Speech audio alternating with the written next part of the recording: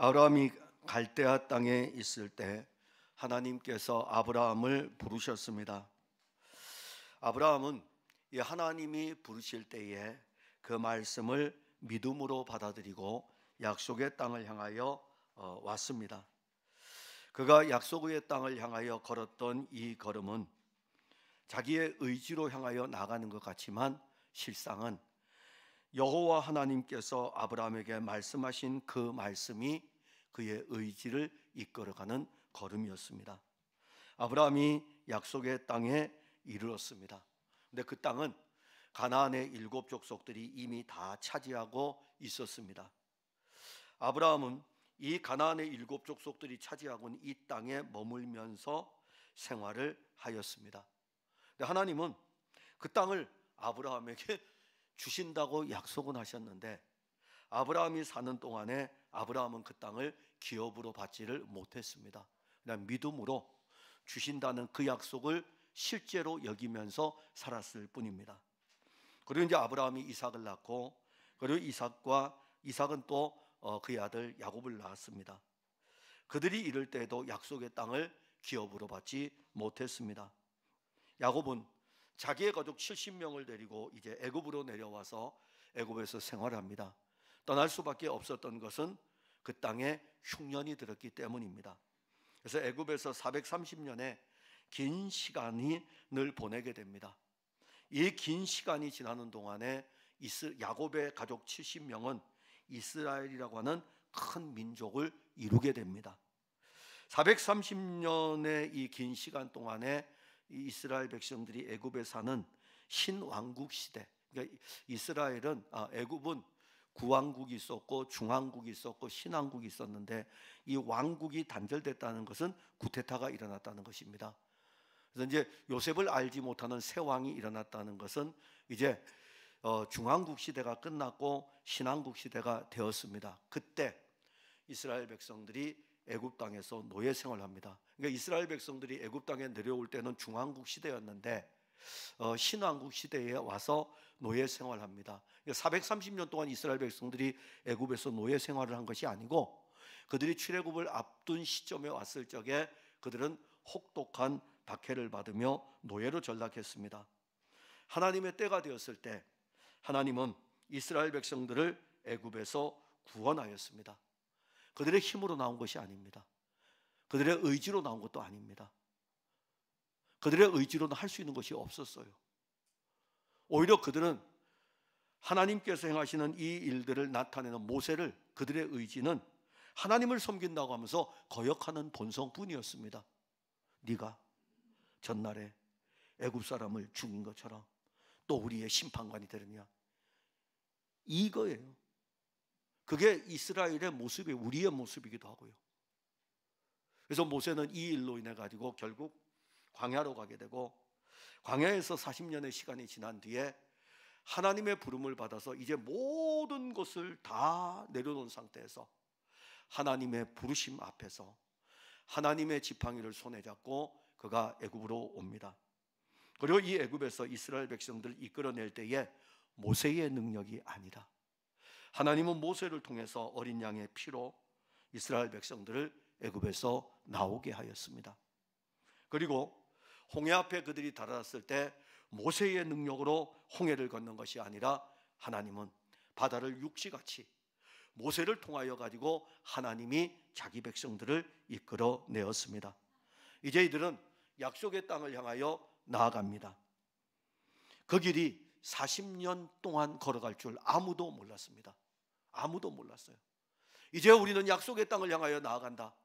아브라함에게 약속했던 그 땅, 이삭과 야곱에게 약속했던 그 땅, 그리고 우리 앞서간 신앙의 선조였던 요셉이 유언으로 남겼던 이 땅을 하나님은 반드시 나가게 할 텐데 나갈 때에 내 해골을 메고 가라라고 말씀하신 그 말씀을 기억하고 그들은 약속의 땅을 향하여 나아갑니다. 걸어보니 하루 이틀이 아니었고 40년의 여정이었습니다. 사실 일주일이면 올라갈 수 있는 그 길인데 하나님은 이스라엘 백성들을 광야에서 40년 동안 걷게 하였습니다.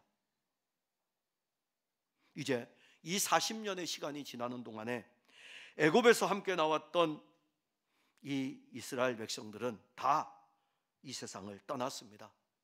오늘 본문에 보면 광야에서 난 세대들만 남아 있는 것입니다. 새롭게 태어난, 즉 광야의 세대만 남아 있습니다.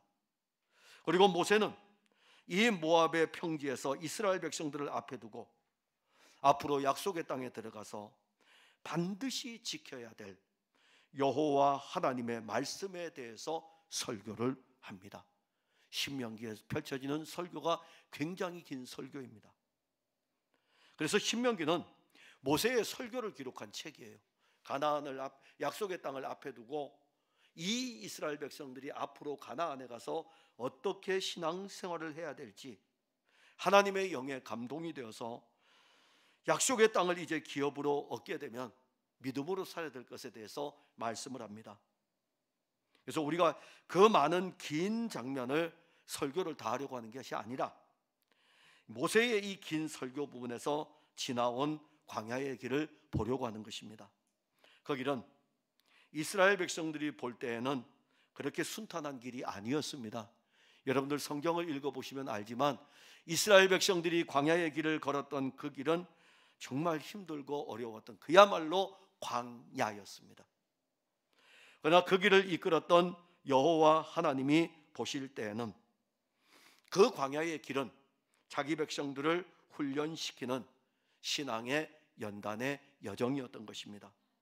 원망하고 불평하고 심지어 불신앙까지도 서슴없이 드러냈던 이스라엘 백성들을 하나님은 자기 백성으로 만들어 갔습니다. 여러분 신앙생활에서 원망 많이 하시죠? 불평 많이 하시죠? 심지어 우리 속에서 막 불신앙이 일어나려고 할 때도 많이 있죠. 그런데 하나님은 자기 백성들을 이 광야의 길 속에서 훈련을 시키면서 내 자녀이기 때문에, 약속의 땅에 데리고 갈 내 자녀이기 때문에 이 땅에서 훈련을 시키는 거예요. 그러니까 그리스도 안에 있는 훈련인 것이죠. 그리스도 밖에 훈련이라면 내가 그리스도로 갈 수 없기 때문에 구원을 받을 수 없는데, 그리스도 안에, 광야 40년은 그리스도 안에서 이루어지는 훈련인 것입니다. 그래서 혹독하게 훈련을 받기도 하고요, 어떤 경우에는 낮아진 상태로 그냥 가기도 하고 그러합니다. 제가 이제 저희 동기들이 한 사람 한 사람 은퇴를 합니다. 벌써 2사람 은퇴를 했고, 주중에 우리 동기들이 제주도를 다녀왔는데 그 동기가 이제 내년에 은퇴입니다. 내년에 은퇴인데 정말 다혈질이었거든요. 엄청나게 다혈질이었습니다. 신학교에서 공부할 적에 말 안 들으면은요, 이 해병대 출신이라 내년이 은퇴니까는 저보다 나이가 6살이나 많으니까요, 옥상에 데리고 올라가서 일로 와 해가지고 조인트 까고, 신학생인데 다 컸는데, 그 우리 지금 그 이야기 사석에서 이야기를 하면은 내가 그랬나 하면서 막 웃어요. 근데 그 친구가 변했어요. 이제 은퇴를 앞에 두고 변했는데 어떻게 보냈냐면은, 전에는 본인이 교회를 개척하면서 힘들고 어렵다는 이야기를 많이 하면서 내가 뭘 대접해 이랬는데, 지금은 한 끼를 대접한다는 사람이 우리를 만나자마자 2끼를 대접하고, 2끼를 대접할 뿐만 아니라 그걸 언제까지 할 건지 하고서 슬쩍 던져봤더니 나는 아무것도 없어, 사모가 다 가지고 있으니까 사모가 다 해줄 거야. 사람이 변해도 너무 변한 거예요. 제주도에서 20년 이상. 근데 대단한 친구예요. 이 성경을, 우리말 성경을 히브리어에서 번역했잖아요. 본인이 히브리어 원어를 놓고 우리말로 성경을 제주도에서 20년 동안 다 번역했어요. 그러면서 우리한테 톡을 보내요. 히브리어로 번역된 이런 부분들을. 근데 번역되는 과정에서, 번역을 하는 과정에서 이 친구가 변한 거예요. 20년 동안 이 친구가 만나고 나서 우리들이 다 놀랬습니다. 근데 그 친구만 그렇겠습니까? 우리가 예수 믿고 구원받고 이 땅에서 사는 동안에 그리스도 안에서 수많은 일들이 일어나지 않습니까?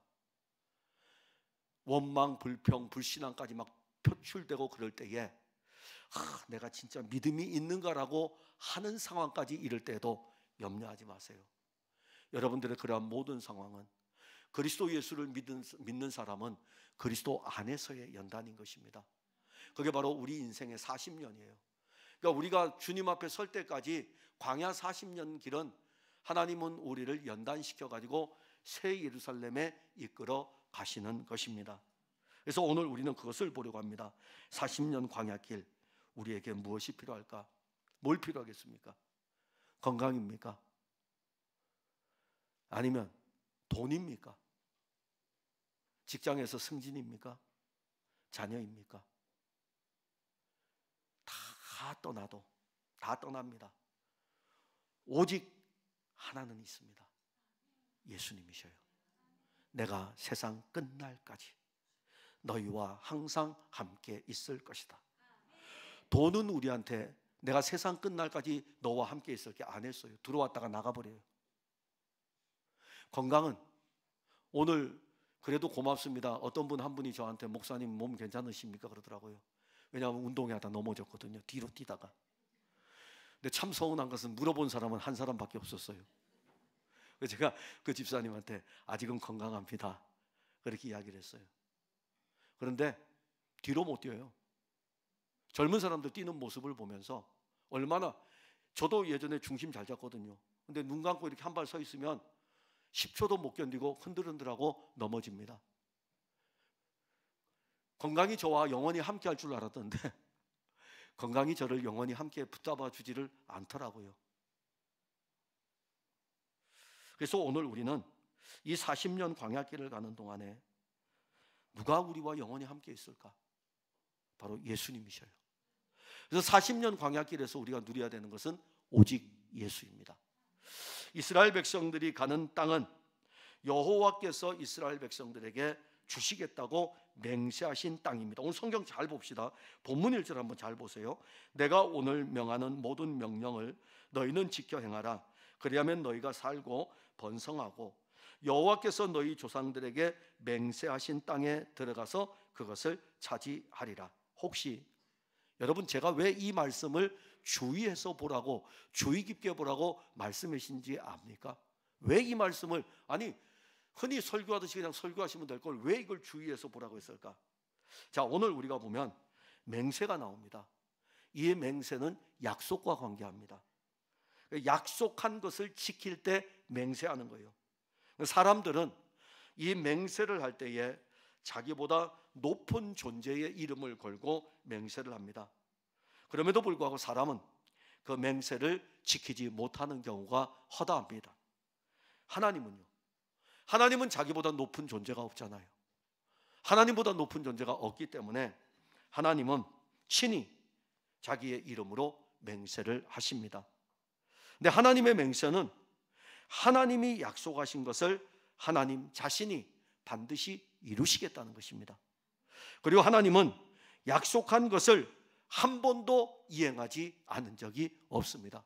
원래 이분 맹세 안 하셔도 그분 입에서 나오는 모든 말씀은 그대로 이루어집니다. 어디 성경 어디에 하나님께서 말씀하시고 말씀하신 뒤에 말씀대로 이루어지지 않은 구절이 어디에 있습니까? 맹세하지 않으셔도 하나님은 말씀하시면 그 말씀은 일하시는 말씀입니다. 그 입에서 나가는 말씀은 하나님이 말씀하신 다음에 하나님이 이루시는 이런 측면이 아니라 하나님 입에서 나간 말씀은 이 말씀이 이루시는 것입니다. 그러게 그 말씀이 어떻게 이루어지는지를 우리는 보게 되는데, 모세는 이스라엘 백성들에게 설교를 하면서 너희 조상들에게 맹세하게 하신 땅에 들어갈 것이라고 말씀을 합니다. 지금까지 이스라엘 백성들은 하나님께서 약속하신 그 약속을 믿음으로 살아왔습니다. 한 세대가 갔습니다. 그리고 또 한 세대가, 다른 세대가 왔습니다. 그렇게 시간이 흘렀어요. 우리의 세대가 갑니다. 우리의 다음 세대가 오게 됩니다. 우리의 다음 세대가 오고 또 다른 세대가 오게 됩니다. 이 시간이 430년의 시간이에요. 이 긴 시간이 흘러가게 됩니다. 사실 이 말씀을 우리가 보면 하나님께서는 우리가 멀리 본다면은 아브라함에게부터 맹세했던 거예요. 아브라함에게 약속하셨고 아브라함과 맹세하신 하나님이십니다. 짧게 보면은요, 지금 이 말씀을, 이 설교를 듣고 있는 바로 이스라엘 백성들의 아버지, 자기 부모들의 세대겠죠. 부모 세대들에게 약속한 맹세입니다. 이제 광야에서 난 세대들은 하나님께서 약속하신 그 땅을 지금 눈앞에 두고, 그 약속하신 그 땅이 맹세로 우리에게 주어졌는데, 약속하신 그 땅을 맹세로 주신 하나님 아버지께서 그 맹세하신 것을 이루실 것이 이제 곧 눈앞에 펼쳐지는 것입니다. 그래서 모세가 이스라엘 백성들에게 설교를 하면서 너희 조상들에게 약속한 땅이라 하지 않고 너희 조상들에게 맹세한 땅이라고 한 거예요. 그래서 제가 성경을 잘 보라고 말씀한 것입니다. 약속한 땅이라고 하지 않고 너희 조상들에게 맹세한 땅, 내가 지금 약속한 이 땅에 대해서 지킬 때가 되었다, 이 약속한 것을 이룰 때가 되었다고 말씀하고 있는 것입니다. 아직 이스라엘 백성들은 그 땅을 밟아보지 못했습니다. 그 땅을 소유하지도 못했습니다. 그럼에도 불구하고 그 땅은 하나님이 약속한 땅입니다. 그리고 이제는 곧 있으면 약속한 그 땅을, 맹세한 그 땅을, 약속으로 주고 맹세한 그 땅을 주시겠다고 맹세에 대한 부분을 언급을 합니다. 하나님이 맹세한 그 땅을 누가 가로챌 수 있겠습니까? 하나님이 주시겠다고 했는데 누가 가로챌 수 있겠습니까? 사탄이요? 사탄이 온갖 계계를 다 부려도 하나님께서 우리의 영원한 기업이신 그리스도를 우리에게 주었을 때에 누구도 우리의 영원한 기업인 그리스도를 빼앗아갈 수 없는 것입니다.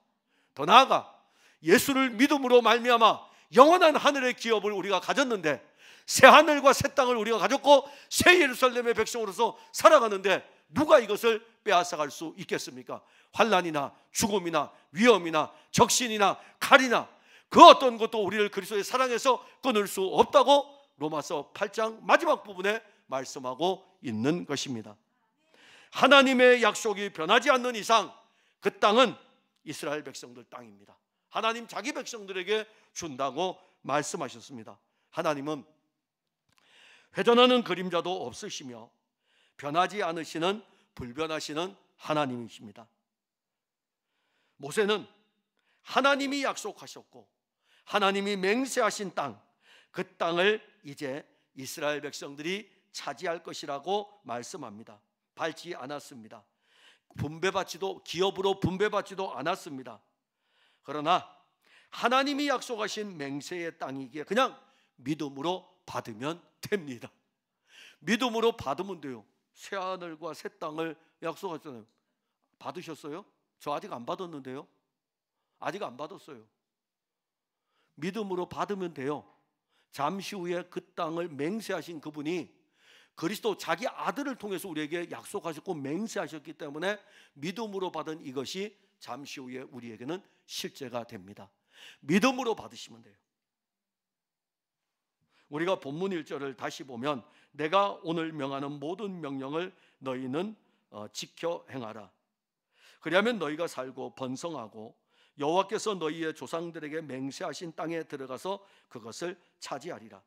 하나님이 맹세하시면서 이스라엘 백성들에게 주실 땅은 이스라엘 백성들에게 한 가지 조건이 딱 붙었습니다. 잘 보세요. 붙었어요. 조건이. 내가 오늘 명하는 모든 명령을 너희는 지켜 행하라. 조건이 붙었습니다. 자, 이 말씀은 여호와 하나님이 이스라엘 백성들에게 명령하신 율법입니다. 모든 율법을 지켜서 행하면 약속의 땅을 주시겠다고 하였습니다. 자, 이제 이 명령의 말씀은 굉장히 부담스러운 말씀 아닙니까? 조건이 붙어 있죠. 이스라엘 백성들은 40년 광야의 길을 걸어오면서 여호와 하나님의 명령을 거역하고 불순종했습니다. 이 말씀을 주시기 전에 어떤 일이 있었습니까? 조금 전에요. 조금 전에, 이 말씀을 주시기 조금 전에 이스라엘 백성들은 모압 여인들하고 시딤에서 온갖 음행을 저질렀습니다. 그 여인들이 섬기던 이방의 신들에게 절하고 그런 사람들이라고요. 근데 그들에게 내가 오늘 명하는 모든 명령을 지키라. 그리하면 그 땅을 차지할 것이라고 말씀할 때, 지금 이스라엘 백성들의 영적인 상태를 볼 때 여호와 하나님의 맹세한 땅을 차지할 수 있을까요? 내가 너희 모든 명령을 너희는 지켜 행하라. 모든 명령을. 그런데 이 말씀을 설교를 하기 전에 어떤 일이 있었다고요? 시딤 땅에서 이방 여인들과 영적인, 즉 하나님 대신에 우상을 섬기는 영적인 간음을 저질렀어요. 자, 그러면 하나님만 섬겨야 되는데 그 일이 일어났는데, 모세를 통해서 말씀 줄 때 너희들은 이 모든 명령을 지켜야만 그 약속의 땅을 너희에게 줄 것이다 그랬어요. 그럼 안 주겠다는 거 아닙니까? 안 주겠다는 거 아니에요? 아니, 범죄했는데, 이렇게 엄청난 죄를 저질렀는데 이 땅을 주겠다고? 근데 앞에는 주겠다고 말씀했어요. 근데 주겠다고 말씀하시면서 모든 명령을 지켜 행할지니라. 이스라엘 백성들은 여호와 하나님이 말씀하신 모든 말씀을 지킬 수 없습니다. 우리 그걸 아셔야 돼요. 오늘 이 말씀을 보면서 우리 중에 누가 율법의 말씀을 다 지킬 수 있습니까? 그러니까 율법을 가지고 지켰다고 노력했던 것을 자랑하는 사람들은 오늘날 바리새인들이에요. 나는 이렇게 율법을 따라 열심히 살았는데. 성경 많이 읽어도 많이 읽는다고 자랑하지 마셔요. 기도 많이 한다고 기도 많이 하는 것을 자랑하지 마셔요. 기도, 하나님과의 관계로 교통하셔요. 성경, 하나님과 말씀을 읽으면서 자기 영의 실력을 쌓아가면 돼요. 생명의 은혜는 우리에게 공급됩니다. 자랑해서 뭐 하려고요? 다른 사람에게 집사님 나 요즘 성경 10번은 읽었어. 자기 자랑 아닙니까? 10번을 읽으면 뭐 하겠습니까? 제가 읽지 말라는 게 절대 아닙니다. 오해하지 마세요. 읽지 말라는 게 아니에요. 설교를 하면 이게 하나하나 다 설명하니까 설교 시간이 늘 길어지는 거예요. 오해하지 마세요. 성경을 읽으면서 이 말씀이 내게 어떻게 하나님이 일하시는 은혜를 누리는가, 그걸 봐야 되지. 그걸 보지 못하는 거죠. 기도하면서 내가 5시간을 앉아서 기도한다, 그거 우리의 자랑이죠. 늘 호흡하면서 하나님과 교통하고 생명의 교통을 하는 것이 영적 습관이 돼 있어야 되죠. 그래서 5시간 기도하는 사람이 1시간 기도하는 사람이 하여튼 자랑하면은 어떤 사람이 있다가 아유 집사님은 1시간에 나는 무시로 늘 기도해. 어떠한 상황이든지 간에 우리는 우리의 영적인 상태를 자랑하려고 합니다. 그런데 사실 그 어떤 하나님, 우리가 생각할 때는 하나님 보시기에 이게 좋아하는 거다라고 생각하며 따라가지만은 온전하게 하나님의 말씀을 다 지킬 수 없습니다. 분명 우리의 의지로 말씀을 따라서 나가는 어떤 상황들은 보여집니다. 그러나 하나님이 보시는 거죠. 하나님이 보실 때 어떠하냐 이겁니다. 신앙생활은 그거예요. 하나님이 보실 때 어떠하냐. 내가 이렇게 열심히 하니까 하나님 나를 기뻐할 것이다. 그건 영적인 착각이고요. 하나님이 나를 보실 때 어떠하냐 이겁니다. 1절에 보면 내가 오늘 명하는 모든 명령을 너희는 지켜 행하라. 그리하면 너희가 살고 번성하고. 사실 지킬 수 없는 이 말씀 앞에 이스라엘 백성들이 지금 서 있습니다. 다 지켜야 돼요. 하나님 말씀하신 모든 거 하나도 놓치지 않고 다 지켜야 됩니다. 하나를 지키지 않으면 전부를 안 지킨 거예요. 이게 하나님의 법입니다. 그래도 우리 같으면은 99개 지켰는데 잘했어. 그 하나는 뭐 실수할 수도 있지 이렇게 이야기하잖아요. 근데 하나님은 하나도 용납 안 하십니다.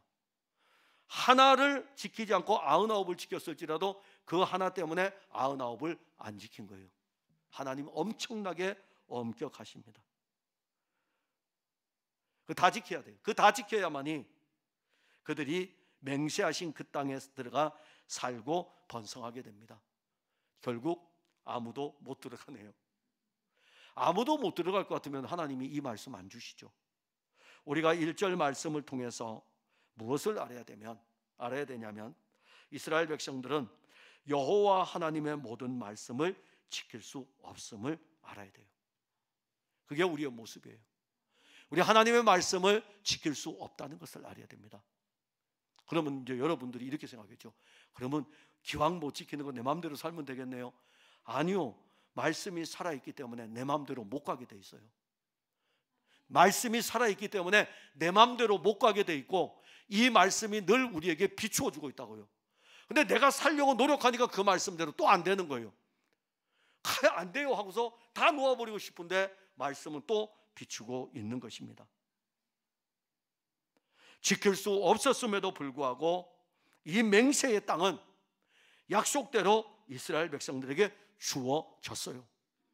40년 광야길 다 걷고 난 다음에 이스라엘 백성들이 원망하고 불평하고 불신앙을 가질 수 있었어도 하나님이 약속하신 맹세, 이것으로 인하여서 그 땅을 주었습니다. 자, 그래서 이제 우리가 여기서 보는 것은, 야, 이거 하나님 공평하신데, 하나님 공의로우신데 어떻게 원망하고 불평하고 심지어 불신앙적 요소까지 나오는 이스라엘 백성들을 약속의 땅으로 들어가게 하실까? 심각한 모순이죠. 다 지켜 행하여 들어갈 수 있다고 했는데 다 안 지켰는데 들여보냈다 이겁니다. 모순이죠. 아주 심각한 모순입니다. 어떻게 여호와께서 말씀을 다 지키지 않은 자기 백성들에게 약속의 땅을 줄 수 있습니까? 분명 여호와께서는 다 지켜 행하면 주시겠다고 하셨는데 다 지키지 못했는데 왜 주시냐 이거죠. 하나님이 구원하시는 일에 심각한 모순인 것입니다. 그런데 여러분, 우리가 그 말씀을 볼 때 분명히 모순처럼 보이는 것은 맞습니다. 우리가 모든 말씀을 지키지 못하는 악한 본성을 가지고 있기 때문에 그 말씀은 분명히 모순입니다. 그러나 이것이 모순이 아니에요. 이제 그걸 여러분들이 아셔야 돼요.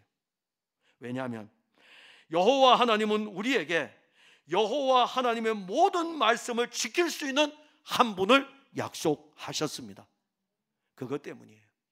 내가 아니라, 내가 그 말씀을 다 지킬 수 없는데 다 지키라고 하고 다 지켜야만이 그 땅에 들어간다고 했는데 여호와 하나님은 다 지키지 않은 이들을 여기에 들여보냈다 이겁니다. 그러면 하나님의 구원의 일에 모순이 아니냐? 아니라 이겁니다. 우리가 볼 때 모순인 것처럼 보이지만 하나님은 이 일을 이루시는데 이 모든 율법의 말씀을 다 지킬 한 분을 우리에게 보내주신 거예요. 바로 독생하신 아들인 것입니다.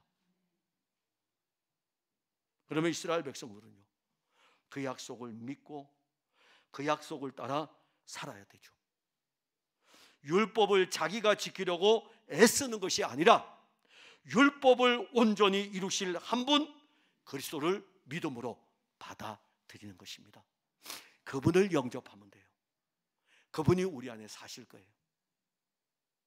하나님은 결코 우리를 구원하시는 일에 모순을 두지를 않습니다. 사탄이 얼마나 영악한데 그 모순이 있다면 사탄이 가만히 있겠습니까?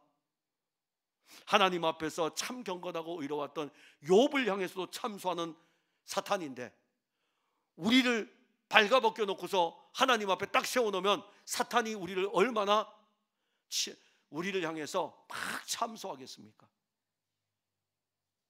제가 다음 부분에 이제 두 번째 대지에 설교를 해야 되는데 오늘 제가 이렇게 앞에서 찬송을 하는데 예배 중에 찬송을 찬양대가 너무 고맙다는 걸 하는 거예요. 오늘 불렀던 찬송 중에 사실 없어요. 원고에는 없는데 주 예수의 구원의 은혜 이렇게 불러야 되는데 습관을 따라 불렀어요. 주 예수의 구원의 은혜로 다음 습관을 따라 불렀어요.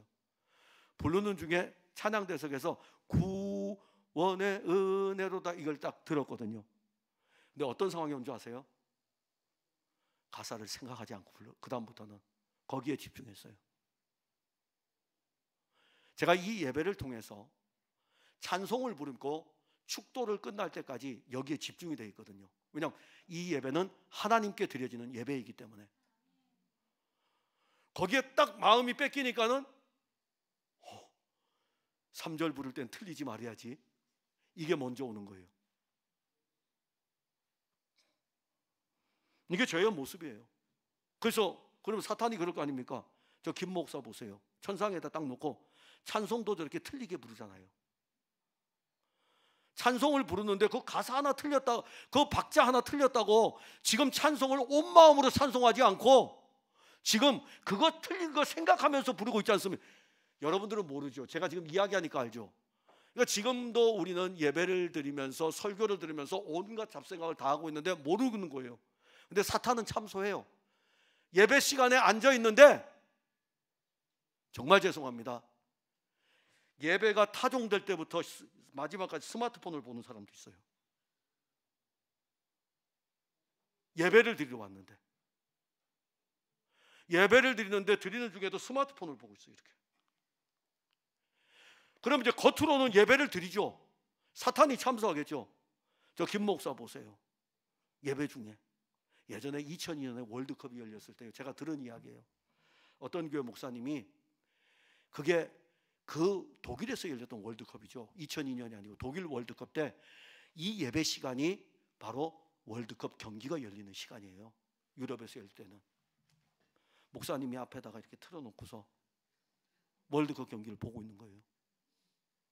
성도들은 모르죠. 사탄이 참소할 거 아닙니까? 본인은 앞에서 그렇게 한다고 하면서 예배 중간에 스마트폰을 본다든가, 예배가 시작되는 순간까지도 스마트폰을 보고 있는 거예요. 앞에서 찬양을 인도하는 사람이 찬양을 인도하고 있음에도 불구하고 입으로는 부르죠. 주 예수의 구원의 은혜로다 참 기쁘고. 이게 무슨 뭐 찬송이겠어요?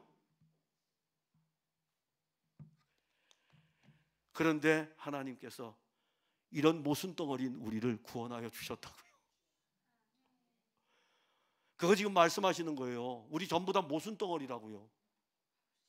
구원받을 만한 자격이 하나도 없는데 하나님께서는 독생하신 그 아들을 통해서 그분이 우리의 연약을 짊어짐으로 인해 가지고 우리는 구원받은 것입니다. 그리고 여호와 하나님은 자기 백성을 맹세의 땅으로 인도하기 위해서 40년 동안 이제 광야의 길을 걷게 합니다. 2절에 보면 내 하나님 여호와께서 이 40년 동안에 내게 광야길을 걷게 하신 것을 기억하라. 자, 이스라엘 백성들이 광야길을 걸은 것은 하나님의 계획이었습니다. 40년 동안 광야길을 걸었던 사건은 사실 가데스바네아 사건입니다. 그 사건은 지금까지 이스라엘 백성들이 걸어오는 여정에서 누렸던 많은 은혜, 셀 수 없는 그 은혜가 40년을 돌게 하는 사건이 가데스바네아예요. 애굽 땅에서 나왔습니다. 홍해를 건넜습니다. 수르광야에서 마라의 쓴물을 달게 마셨습니다. 엘림에서의 말할 수 없는 물샘 열둘과 종려나무 70의 쉼의 은혜도 누렸습니다. 그리고 그들이 신광야로 갔을 때 먹을 것이 없을 때 오늘 본문에도 나오지만 하늘로부터 만나도 내려왔습니다. 마실 물이 없을 때에 르비딤의 반석을 통해서 마실 물도 주었습니다. 셀 수 없는 은혜죠. 출애굽기를 보면은 셀 수 없는 은혜요, 은혜가 이어지는 연속이었습니다. 그런데 그들이 그 많은 은혜를 받았음에도 불구하고 한순간에 쏟아버리는 사건이 터지는데 그 사건이 바로 약속의 땅을 앞에 두고 일어났습니다. 곧 들어가는데 정탐꾼까지 보낼 정도로 곧 들어갈 땅인데 거기서 은혜가 다 받았던 은혜를 땅에다가 쏟아버리는 그런 사건이 터지는데 우리가 잘 아는 가데스바네아 사건입니다.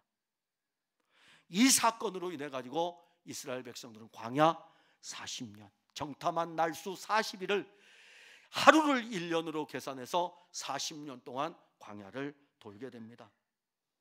그래서 오늘 모세가 40년 다 돌고 난 다음에 약속의 땅을 앞에 둔 이스라엘 백성들에게 설교를 하시면서 40년 동안 걸었던 광야의 길을 기억하라, 기억하라고 말씀합니다.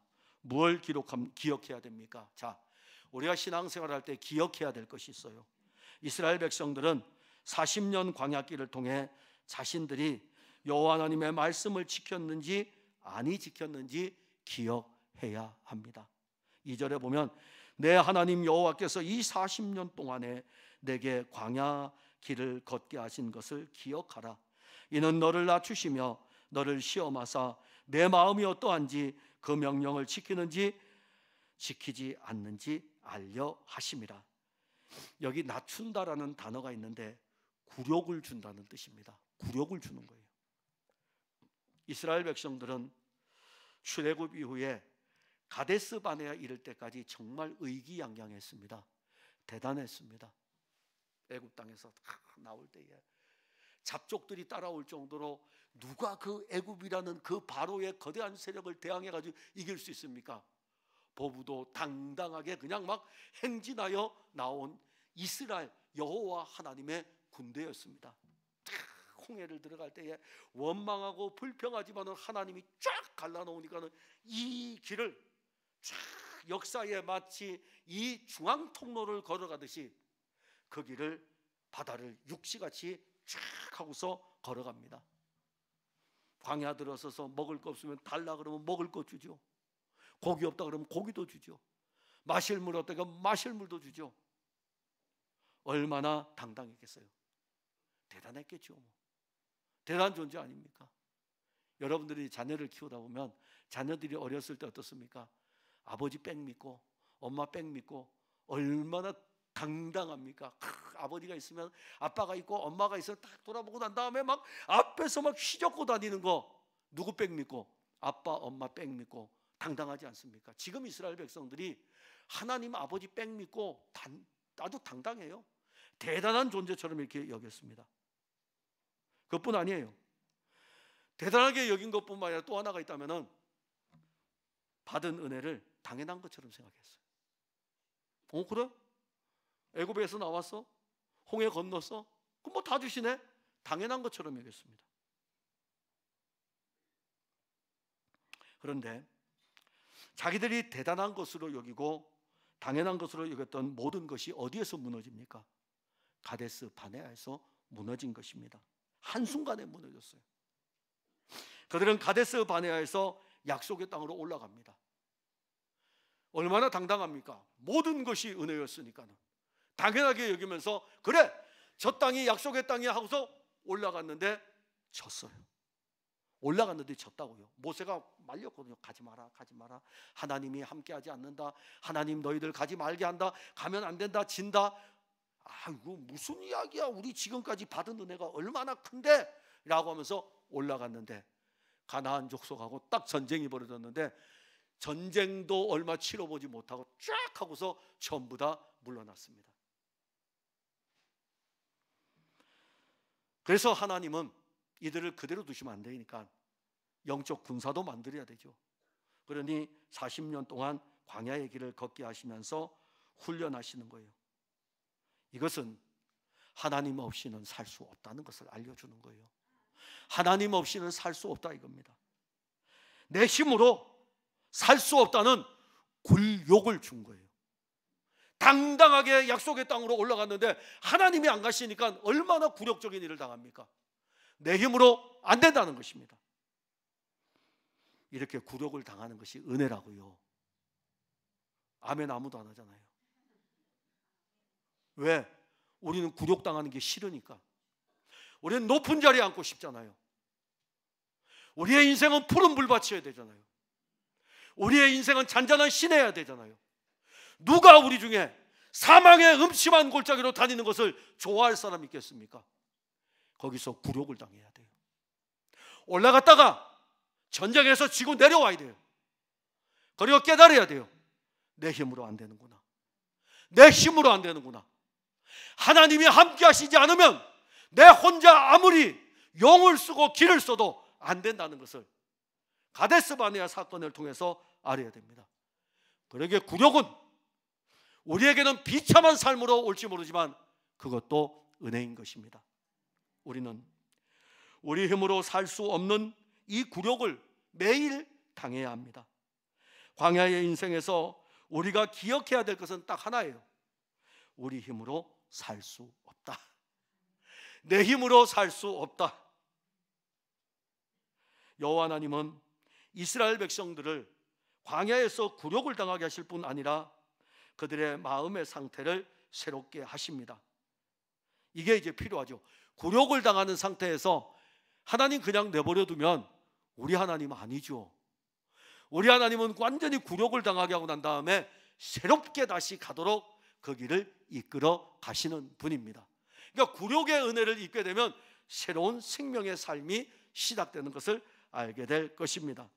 그게 뭐냐면 본문 2절이에요. 마음이 어떠한지 그 명령을 지키는지 지키지 않는지 알려 하심이라. 그러니까 여호와 하나님은 광야에서 이스라엘 백성들이 마음을 다하여 여호와를 섬기는지 그 훈련을 시켰어요. 광야에서.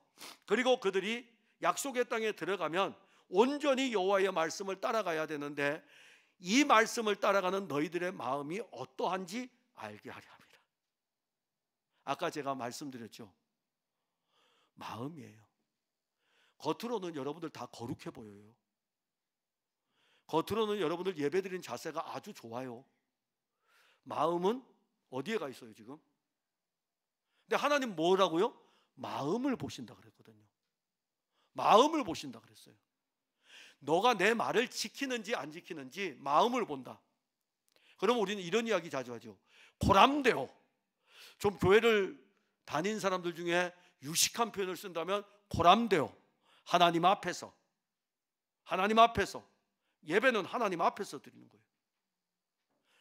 여기에 하나님의 영이 임하셔서 보이지 아니하는 그분이 여러분들로부터 영광을 지금 받으시는 거예요. 그 영이 여러분들 안에서 막 일하시면서 다 보고 계시죠. 그래서 우리의 입술은 코람데오 이렇게 하지만은 외모는 코람데오인데 마음은 여호와 하나님에게서 멀리 떠나 있어요. 근데 오늘 말씀을 주실 때에 마음이 어떠한지, 그래서 이스라엘 백성들이 마음이 어떠했을까요? 약속의 땅에 들어갔을 때 잘 드렸을까요? 이제 뒤에 가게 되면 이사야 선지자 때에 가면 나옵니다. 이 백성이 마당만 밟느니라. 난 이제 싫다 이겁니다. 지겹다 이거예요. 저들이 무수한 재물을 가져올지라도 이 예배당에서는 피비린내만 날 뿐이고 마음은 내게서 없는데, 마음은 세상에 가 있는데, 마음은 우상에게 가 있는데 싫다 이겁니다. 마당만 밟고 있을 뿐이다. 그래서 우리가 배워야 될 것은 낮추시는 은혜입니다. 하나님 우리에게 은혜를 주셨죠. 안식일을 주실 때에 우리에게 주어진 이 절기를 지키면서 여호와 하나님의 말씀을 우리가 지켰다고 생각하면 큰 오산입니다.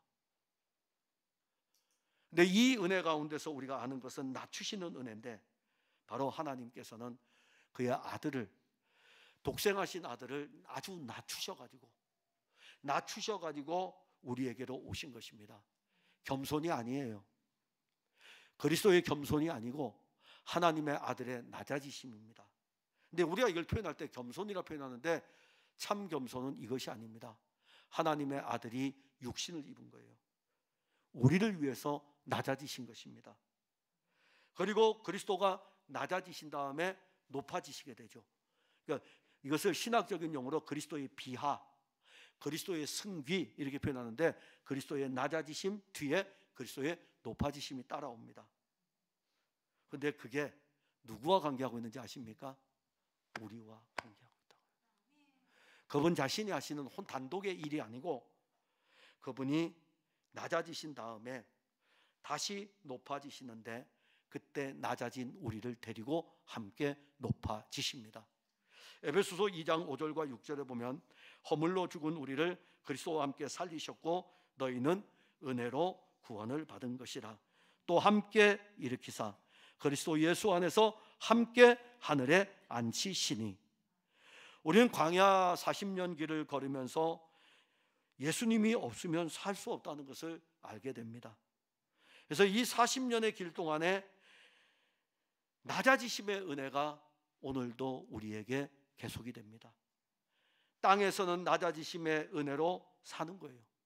그리고 이 낮아지신 그리스도가 우리와 함께 사는 것입니다. 우리 인생에 자랑할 것이 무엇이 있겠습니까? 세상 자랑은 다 헛된 것입니다. 그렇죠? 우리는 이 40년 동안에 낮아지신 그분과 함께하는 걸음을 걸을 뿐인 것입니다. 그 다음에 마지막으로 우리가 보는 것은 만나의 은혜입니다. 3절에 보면 너를 낮추시며 너를 줄이게 하시며 또 너도 알지 못하면 내 조상들도 알지 못하던 만나를 내게 먹이신 것은 사람이 떡으로만 사는 것이 아니요 여호와의 입에서 나오는 모든 말씀으로 사는 줄을 내가 알게 하려 하심이니라. 40년 동안 이스라엘 백성들은 만나를 먹었습니다. 만나는 그들의 양식이었습니다. 이스라엘 백성들이 광야에서 이 먹을 것이 없을 때 먹을 것을 달라고 원망하고 불평할 때, 기도가 원망의 기도였어요. 기도가 불평의 기도였어요. 괜찮습니다. 원망의 기도라도 좀 하세요. 불평의 기도라도 좀 하셔요. 괜찮아요. 다 걸으시는 분은 우리 하나님이셔요. 자기 아들을 통해서 피의 값으로 우리 샀는데 우리의 원망에, 우리의 불평의 소리를 듣지 않으시겠습니까? 이스라엘 백성들 광야에서 먹을 것이 없으니까 원망하고 불평합니다. 그때 주어진 것이 바로 만나입니다.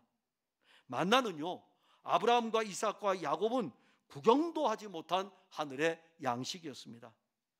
그런데 여호와께서는 이스라엘 백성들을 만나로 먹이셨어요. 왜 먹이셨을까? 여호와 하나님의 말씀으로 사는 것을 알려주기 위해서 만나로 먹이신 것입니다. 자, 그러면서 우리 만나의 사건을 보면 이스라엘 백성들은 일용할 양식을 위해서 매일 기도하지 않았습니다. 오늘 이 만나를 가져오고 나서 내일 또 만나를 또 가지러 가야 되거든요. 오늘 만나 가져왔으니까 하나님 내일도 만나를 주세요. 만나를 달라고 또 기도하지 않았습니다. 그들은 딱 한 번 했어요. 원망의 기도였죠. 불평의 기도예요. 우리에게 먹을 것을 달라고 딱 한 번 기도했어요. 그런데 하나님은 사기 백성들이 광야의 길을 가는 동안에 한 번 기도했는데 40년 동안 먹을 걸 줬다고요. 멋있지 않습니까? 은혜 아닙니까? 한 번 원망하며 기도했는데 40년 동안 먹을 것을 주었다고요. 만일 우리가 이 원리를 따른다면 우리가 우리의 육체에 관한 기도를 한 번만 하였음에도 불구하고 하나님은 매일마다 우리에게 주시는 것을 알 수가 있습니다. 그런데 여호와께서는 만나를 통해서 뛰어넘으셔요. 먹고 마시는 육신에 대한 것이 아니라 더 풍성한 여호와의 말씀으로 사는 법을 알려줍니다. 이 만나는 누구를 예표합니까? 만나는 장차 이 땅에 오실 하나님의 아들 그리스도의 그림자이며 예표입니다. 때가 참에 하나님의 아들이 육신을 입고 왔습니다. 그리고 말씀하셨어요. 요한복음 6장 47절에서 51절, 진실로 진실로 너희에게 이르노니 믿는 자는 영생을 가졌나니 내가 곧 생명의 떡이니라. 너희 조상들은 광야에서 만나를 먹었어도 죽었거니와 이는 하늘에서 내려오는 떡이니 사람으로 하여금 먹고 죽지 아니하게 하는 것이니라. 나는 하늘에서 내려온 살아있는 떡이니 사람이 이 떡을 먹으면 영생하리라. 내가 줄 떡은 곧 세상의 생명을 위한 내 살이니라 하시니라. 이스라엘 백성들은 광야에서 만나를 먹으면서 무엇을 보냐면 장차 참 만나로 이 땅에 오실 하나님이 약속한 예수 그리스도를 믿음으로 사는 것입니다. 이스라엘 백성들은 말씀이 육신이 되어 오신 예수 그리스도를 광야 40년의 삶에서 믿어야 하는 것입니다. 광야 40년 길은 이스라엘 백성들에게 참 만나이신 예수 그리스도를 기억하게 하는 길입니다. 우리는 새 예루살렘을 향하여 나아가고 있습니다. 이 길을 가는 동안 먹을 거 입을 거 걱정하지 마셔요. 여호와 하나님 말씀했잖아요. 믿지 아니하는 자에게도 이른 비와 늦은 비도 주시는데 선인과 악인에게 동일하게 공급하여 주십니다. 여러분들 기도 안 해도 일용할 양식은 주어지게 돼 있어요. 아니 불신자들은 기도하지 않는데 일용할 양식을 주고 우리는 기도해야 일용할 양식을 준다면 불신자가 훨씬 낫게요. 걱정하지 마셔요. 먹을 거 마실 거 하나님 주십니다. 우리는 새 예루살렘을 향하여 갑니다. 불신자들은 하나님이 주시는 것을 알지 못하고 먹고 마시며 살아갈 뿐이에요. 우리는 이 양식도 하나님이 주신 것을 알기 때문에 육신이 사는 동안에 새 예루살렘을 향하여 가고 있습니다. 그런데 이 길을 가는 동안에 육신의 양식만이 아니라 생명의 양식도 공급하여 주십니다. 그 양식이 우리에게 왔습니다. 그 양식은 지금도 공급되고 있습니다. 그 양식을 먹을 때 그 양식은 우리의 영을 살찌게 합니다. 문제는 어떻게 먹는지 모르는 거예요. 여러분, 그 양식 어떻게 먹습니까? 예배 끝나면 여러분들 식사로 올라가죠. 육신의 양식은 어떻게 먹습니까? 줄 서서 밥 타가지고 여러분들 손 놀려서 먹으면 되지 않습니까? 영의 양식은 어떻게 먹으실래요? 영의 양식은 예수님 분명 내 살이다 그랬는데 어떻게 먹으실래요? 예수님께 오늘 하나님 말씀하셨어요. 하나님의 말씀은 믿음으로 먹는 거예요. 믿음으로 먹는 거. 그러면 믿음으로 먹는 것은 무엇입니까? 라고 물어볼 수 있겠죠. 잘하셨어요. 말씀이 우리에게 아멘으로 이루어지는 것입니다. 그게 바로 믿음으로 먹는 거예요. 여호와 하나님의 말씀이 우리에게 아멘으로 화답되어질 때에 그 양식을 믿음으로 먹는 것입니다. 제가 여러분들이 설교하면서 믿어야 합니다 안 하잖아요. 이건 인위적인 거죠. 인위적인 거죠. 인위적인 것은 생명에 힘이 없어요. 말씀이 선포될 때 우리 안에서 그리스도는 생명의 양식입니다. 그런데 이 양식을 어떻게 먹느냐 하면은, 육의 양식은 우리 손을 통해서 먹는다면 영의 양식은 이 말씀이 우리에게 쏟아질 때에 그리스도는 살아있는 생명의 떡입니다. 제가 선포했을 때 아멘 할 때에 그 말씀은 그 사람 안에 생명의 양식으로 온 것입니다. 그래서 아멘으로 하나님께 영광을 돌리는 거예요. 사랑하는 성도 여러분, 우리 인생은 광야의 인생입니다. 약속의 땅에 이를 때까지는 그래도 걸어가야 됩니다. 40년 동안 걸어가야 돼요. 좀 더 걸읍시다.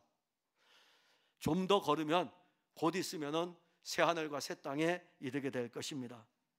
근데 이 40년 광야의 길에 좀 더 걸을 때 우리가 생각할 때는 힘들고 어려운 걸음일 것 같아도 걱정하지 마셔요. 여호와 하나님께서는 약속하신 그 맹세를 예수 그리스도를 통해서 이루었습니다. 여호와 하나님은 40년 광야의 길을 걷는 우리들의 삶에 이제는 육체로 오셔서 우리와 같이 사셨습니다. 40년을 사셨잖아요. 33년을 그분이 사셨다고요.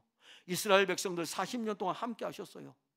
우리 일평생 여호와 하나님은 육신으로 오셔가지고 우리와 함께 사시는데 그 영이 우리 안에서 이 일을 이끌어갈 것입니다.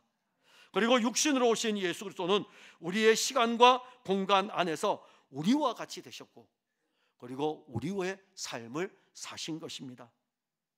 예수 그리스도께서 우리와 같이 되고 우리와 같은 삶을 사셨기 때문에 우리는 예수의 이름으로 광야 40년을 넉넉히 걸을 수 있습니다. 그리고 40년 이 길을 걷는 동안 하나님이 약속하신 예수 그리스도를 믿음으로 우리는 약속의 땅에 이를 것입니다. 그래서 저는 여러분들 오늘 보면서 앞에서는 쭉 그렇게 했지만은 설교의 마지막 부분 이를 것입니다. 혹시 스마트폰을 그렇게 본 사람들 자책할 필요도 없어요. 우린 연약한데요. 우린 연약한데요. 또 우리가 예배드릴 때에 마음은 주님에게서 떠나 있고 모습만 있어도 자책할 필요 없어요. 주님은 우리에게 자책하려고 오신 것이 아니고 우리를 약속의 땅으로 이끌어간다는 약속을 주기 위해서 오신 것입니다. 40년 길을 가는 동안 온갖 일들이 일어나지 않겠습니까? 그래도 걱정하지 마셔요. 하나님의 아들을 통해서 우리를 이끌어 가실 것입니다. 그러면 이제 40년 광야길을 가는 동안 누구를 의지해야 되냐면 예수 의지하시면 돼요. 예수님 의지하시면 됩니다. 그분에게 기대세요. 제가 학교에서 강의를 할 때 지금 거리가 너무 멀어요. 너무 멀어서 그런데 사실 감기 기운이 좀 있거든요. 그래서 오늘 찬송도 힘있게 못했는데 너무 편해요. 기댔는데 너무 편해요. 정말 편해요. 그분에게 의지하세요. 그분에게 딱 이렇게 맡기셔요.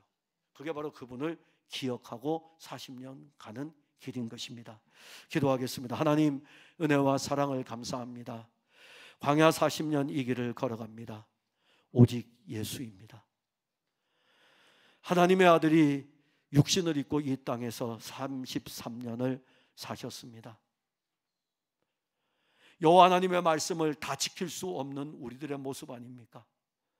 그러나 하나님의 아들이 오셔서 이 율법을 온전히 이루셨고, 이제 우리로 하여금 하나님의 아들 그리스도의 말씀이 생각나고 기억나게 하시고, 그리고 그리스도가 우리 안에서 이루신 일들을 기억나게 하시면서 낮아지심의 은혜 아래서 살게 하심을 감사합니다.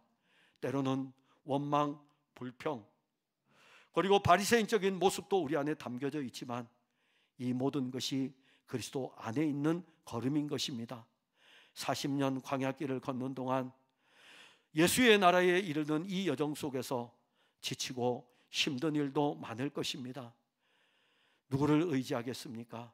사랑하는 양떼들이 든든한 벽이 되시고 방패가 되시는 그리스도에게 저들의 어깨를 기대게 하시고, 그리스도가 공급하는 그 힘으로 저들이 다시 한번 힘을 얻어 40년 이 길을 중단하지 않고 계속해서 걷게 하여 주옵소서. 예수님 이름으로 기도하옵나이다. 아멘.